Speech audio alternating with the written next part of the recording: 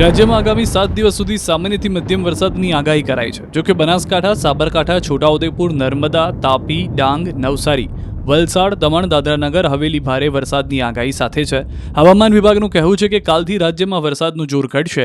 આ તરફ હવામાન નિષ્ણાંત પરેશ ગોસ્વામીનું કહેવું છે કે હાલ રાજ્યમાં 19 જુલાઈ સુધી વરસાદની કોઈ શક્યતા નથી.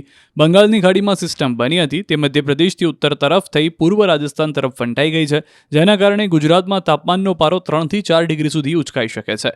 પરેશ ગોસ્વામીનું કહેવું છે કે વરસાદે લીધેલો વિરામ ખેડૂતો માટે ફાયદાકારક સાબિત થશે.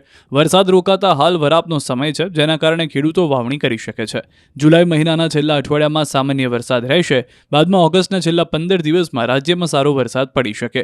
પરેશ ગોસ્વામીએ ચોમાસા દરમિયાન રાજ્યમાં 98 થી 106% સુધી વરસાદ પડવાનું અનુમાન આપ્યું છે.